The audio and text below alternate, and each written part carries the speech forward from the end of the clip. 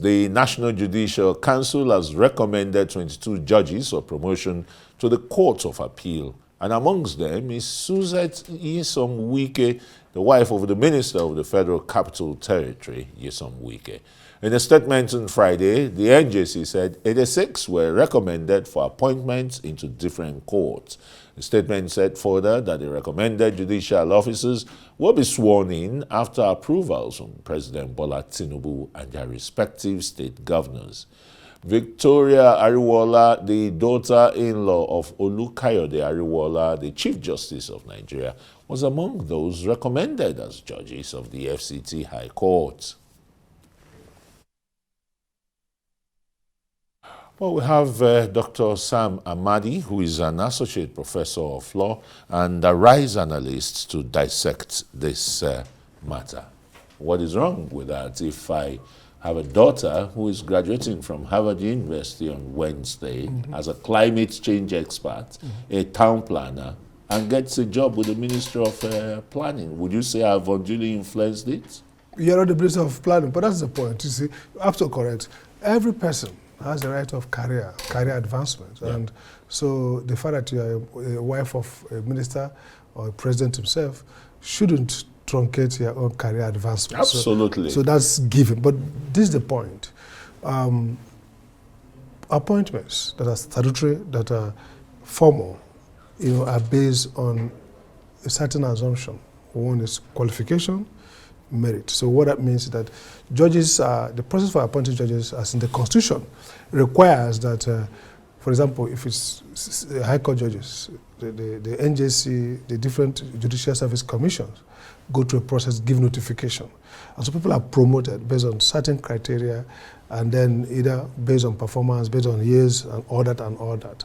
And then what the people demand to know, what we've seen the last 8 years, not just with this current Chief Justice, the last 8 to 10 years, has been this high incidence of children of judges themselves, wives of political appointees, getting into the judicial track faster than those who are not so, positioned. And so meritocracy is not about prerogatives and privilege. You don't want to create an aristocracy built around access to power. And again, let's not forget that what the senator talked about his wife, the senator talked about the former senator, or senate anyway, whether former or not former, talk about the president of Court of Appeal and says, well, I helped a lot of guys through here. So one of the threats people are looking at is that there's a public interest that appointments to judicial offices go through a meritocratic process. And that's what have the NJC do the approval.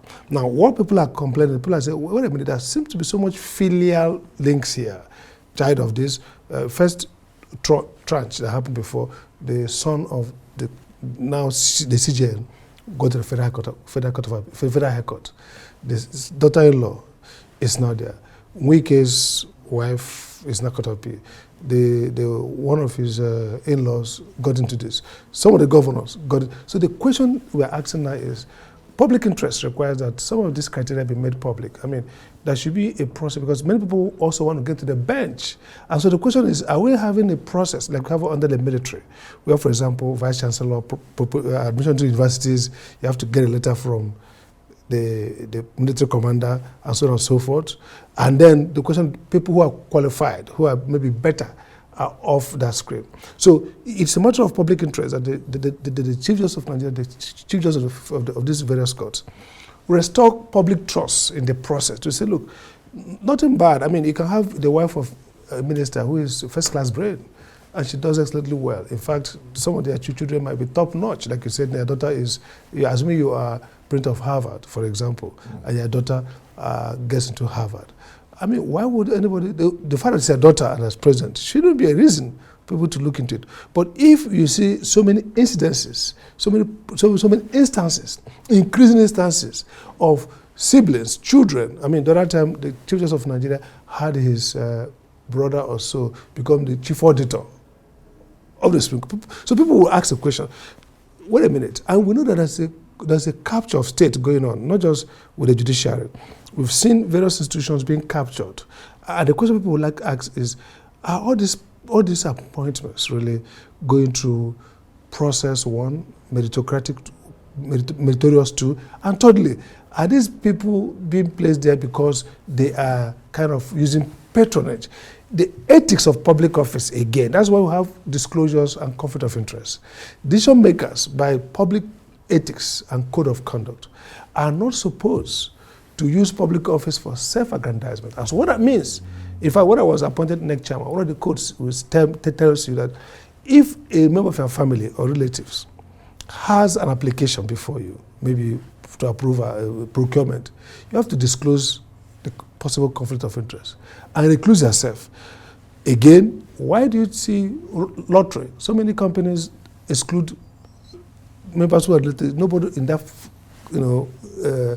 relationship should participate, because they also want to make sure that the decision makers themselves are applying their minds to objective criteria. So what I think happened in this is that several people, Chido Denkalo, former chairman of Nature Human Rights Commission, has written so much about what he calls genitalization of judicial appointment, that wives, everything now depends on who is sleeping with who is a wife, who is a daughter. I mean, so it now calls for public disclosure. If I was the Chief Justice of Nigeria, we would publish clearly criteria. First, are there some assessments, appointment of vice chancellors, assessment that happened? So this person came top. The 3 people recommended for this state, for example, this person came top on this assessment by these judicial officers. And so those records go back to restore confidence in the appointing process. And that's the problem with corruption in Nigeria. I was, many years ago, about 10 years ago, I was a speaker at the Commonwealth Conference, Law Conference in India. And the question is increasing corruption in the Commonwealth, the judicial institutions. And one of the reasons was rigor of appointment has dropped. And so the appointment, the discipline have become less rigorous, less merit-based. There's so much sentiment, so much patronage and corruption in the process of appointing and disciplining judges. And so what that has created is, like P2B, a leading former presidential candidate mentioned in his lecture at Anagolo's memorial. He says we have great judges, we have great, up to now we still have great lawyers, great judges. One of the finest judges in the Federal High Court, Abuja here, is just, being slammed. A 3-year lead has been put on his promotion, by the NGI. He's one of the finest, incorruptible.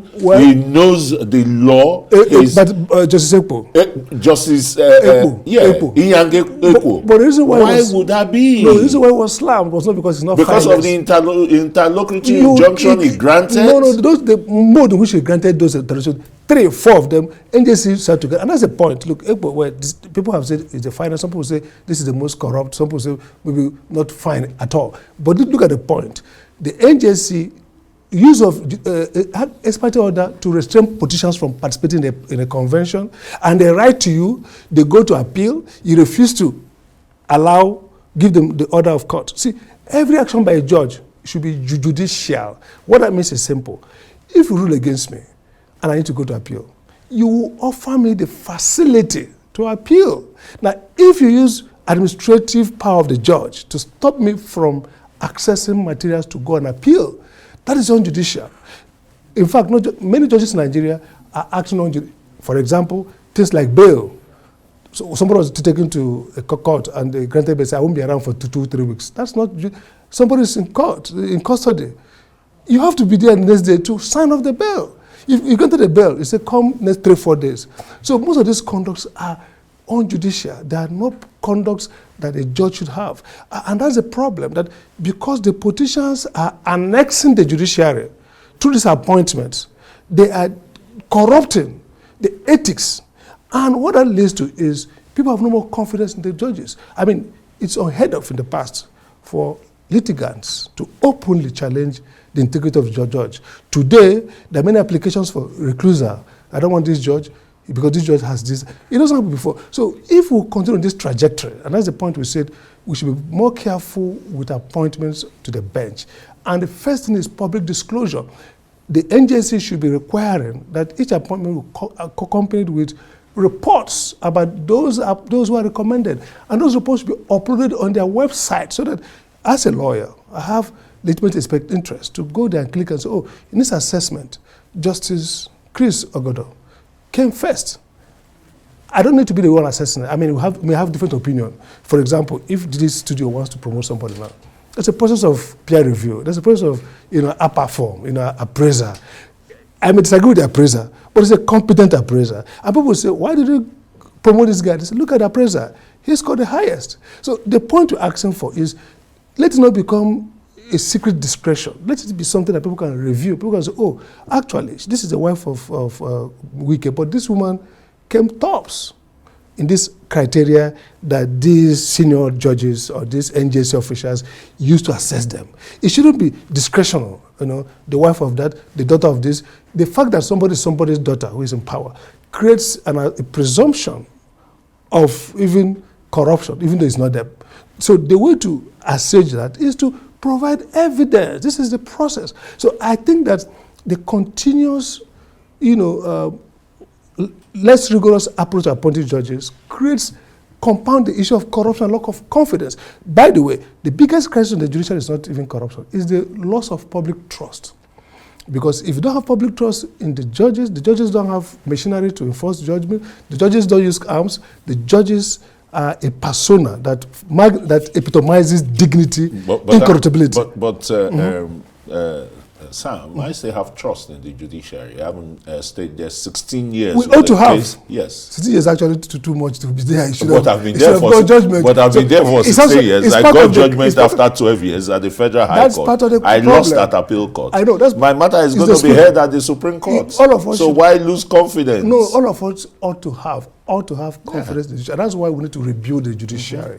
And that's why we need to insulate it from politics, from corruption. You see, Nigeria is, of course, a corrupt country in many ways, but the key point here is we need to insulate the judges. And to do that, we need to go extra to give people reason to have confidence. To get the best. And then show people our hands. This is why A is promoted. So we sit back here, people are concocting stories around, Justice Odele, daughter is there, Wike's wife is there. That's not the story we want to hear about the judiciary. We want to hear a story about the judiciary when appointments are made. People say, that will have the finest. Well, the finest. Brains, just like we used to have then. Exactly. Nobody is talking about West African country. How did he come there? Nobody is talking about how Aguda went to Botswana to be Chief Justice. Nobody is asking about.